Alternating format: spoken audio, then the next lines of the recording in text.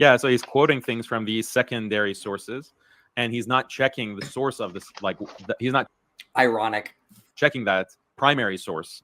But when you Yeah. check the primary source, it's just like think tanks, it's like UNICEF, like just making broad claims based on feminist or liberal ideology. It's not And like zero medical, data. Yeah. zero data. It's not like a medical study. So this is his dishonesty or incompetence. Maybe he's just incompetent. He can't distinguish between a secondary source and a primary source. That could be the problem. Yeah. So this one. Okay, here we go, guys. We're about to reach direct deception. Get ready. This is big. Get ready for this. Maternal morbidity. About all the childbirths that took place between 2003 and 2013. Okay, real quick. Notice what is on the screen. 15 to 19, 20 to 24. What was the original claim in the reports? To go back to the studies I cited. Girls under 15, girls under 16. But notice now the shift. This is a bait and switch. Notice now we're only talking about girls over 15. That's important because, again, it's irrelevant. But this is what he's doing. Okay. So this right here is the adjusted data, where, let me read from the paper, where they adjust for a large variety of confounding factors such as race, marital status, body mass index, obesity, drug use, smoking, the number of times that they have given birth. It adjusts for that. It makes it all equal. Maternal education, health insurance status, and the gender of the child. So this is the adjusted data that basically purifies the effect of age on maternal health. What do you see, Daniel? Looks negligible, like the difference, It is under 35, it's like a negligible difference in morbidity and adverse outcomes. Yeah, so that's exactly what the authors report. The authors reported that childbirth between ages 15 and 19 is perfectly fine, and it is basically equal to giving birth in early 30s or late 20s. Okay, you heard what Abdullah said. He claims the study authors that made this graph say it's perfectly normal. It's perfectly fine for a girl 15 to 19 to have a child. Notice they don't put the study on the screen. They don't even say the title. Funny. Why wouldn't you say the title of this study if you want this study out? It took me a little while to find this because I had to search for keywords and things they say about it, but I found it. It doesn't say that. But first of all, remember, the claim was a girl under 15 is 5 times more likely to die in childbirth. This study is only looking at 15, so it's irrelevant to the point. This doesn't address my main point. But let's just pull up the study and go through it because I'm going to show you how they're being intentionally deceptive. Okay, they know what the study says. They have to know what the study says because they pulled those charts from it. Okay, here it is right here, ladies and gentlemen. Maternal age and severe maternal morbidity, a population-based retrospective cohort study. How do I know this is their study? Well, I will scroll down here and show you because there are the charts. They pulled these charts from the study. They didn't want to show you what the study actually says. Do they say it is perfectly normal to have children 15 and 19? There's no adverse health outcomes. No, let's just read from it directly. I'm going to go through it from the beginning. I'll go through all my highlights. Severe maternal morbidity was significantly higher among teenage mothers than among those. The elevated risk for severe morbidity among teen mothers disappeared after adjustment co-founders except for maternal sepsis. Similar associations were observed for fetal and infant outcomes. Neonatal mortality was elevated in teen mothers. So they know, yes, when you adjust for the ratios, a lot of the problems that result from girls 15 to 19 decrease. Thanks to modern technology, Western medicine, the things that apparently Daniel hates, which we'll get to in a minute. But you can't eat with all the medical technology out there. You still can't get rid of all the risk factors. You still can't get rid of them all.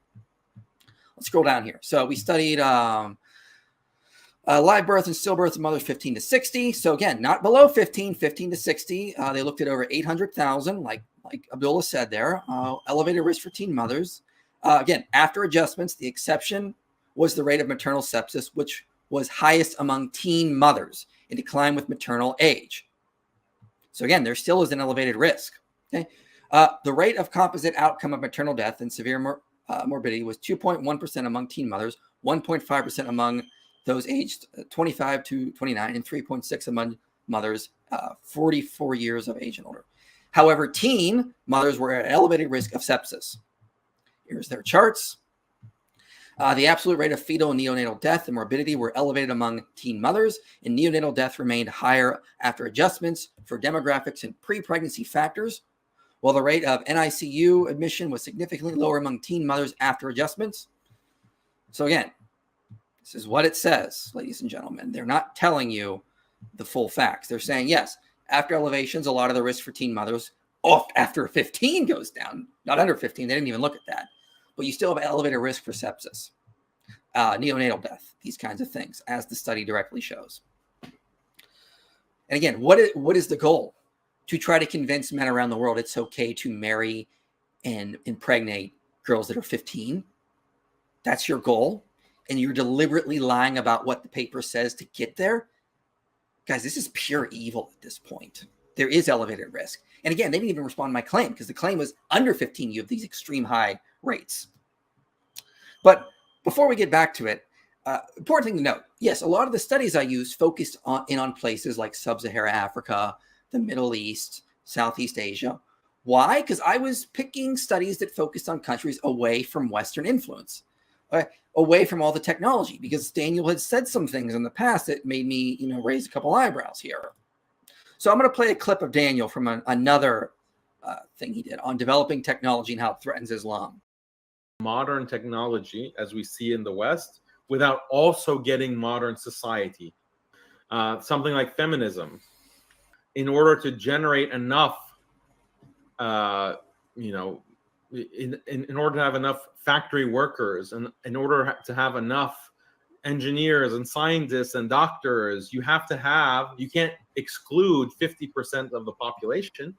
You need to have women in that workforce.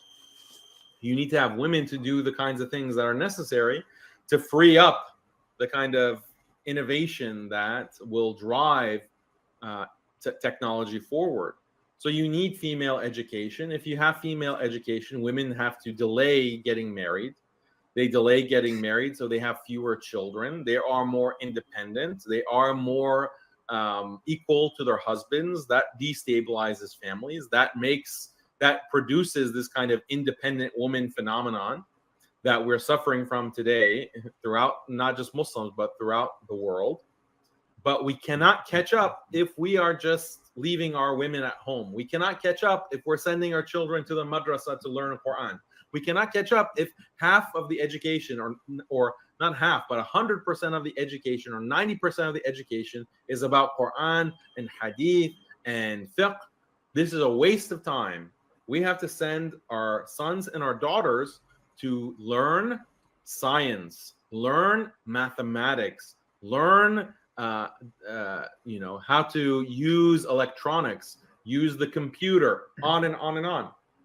And they were right, in a sense. They were right that you could not achieve industrialization. You couldn't have the Muslim world have, this electric grid and, water treatment plants and you couldn't develop that within your country if you didn't create this educational system, this secular educational system. But what is the effect of that secular educational system? You secularize society. You take people away from Islam, and that's all this technology destroys Islam.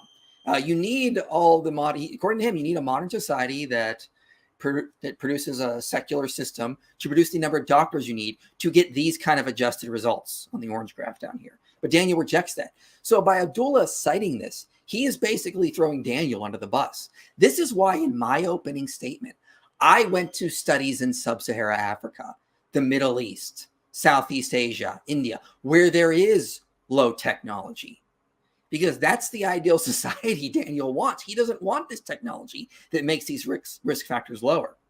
He wants the society where we see, a girl is 5 times more likely to die if she has a child under the age of 15. Because he says, we need to have Islam, according to him. We can't have these modern technology because it comes with modernism and feminism and secularism, and that's all bad. So we need to get rid of all that and go back to a simpler world, apparently. So this study is completely useless to help Daniel's position overall when he wants to argue for child marriage. Because you could only say, if you take, according to Daniel, you have a modern secular society with all its technology and doctors, you decrease some of the risks for teens after 15 to have a child. Doesn't get rid of them all even. Doesn't get rid of the psychological issues. Doesn't help girls under 15. But you at least have a slight decrease. But that doesn't work because Daniel's position is completely against this entire system to begin with. Yeah, if you're scientifically illiterate, there's no problem. Like not everyone can study science. That's fine. Not everyone can have a science education. But if you're scientifically illiterate, then you won't even understand like what's the difference between these two graphs. Or if you're like Mike Jones, you'll see one sentence that confirms your bias, and then you cite that, you put that in a chart in a debate, and you run with it. Or you see one graph and you just put that in your slides and you run with it, right, Daniel? Yeah, I know. Not everyone can do science, like actually read the study.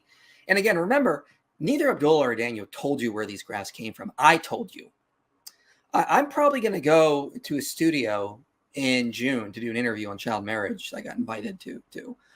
I'm probably going to bring this study with me and use it as my argument against child marriage, against teen pregnancy. Muslims have a really bad habit sometimes of giving me papers I can use against their position. I'm going to use this Washington State study. Thanks, Abdullah. This is going to help me make arguments against child marriage. Because even with all the technology, you can't get rid of all the risks. This is how bad they are at this. They don't want to show you the study because they know what it says. Well, at least Abdullah does. I don't know if Daniel does. But it doesn't support their position in the long run. This is the level of deceit and lies they are doing in their hangout to try to justify grown men marrying, abusing, and impregnating young girls. It's sickening. It's disgusting. And that's why I'm doing this. We're not going to stand for this nonsense. All right, let's move up a little bit here. Just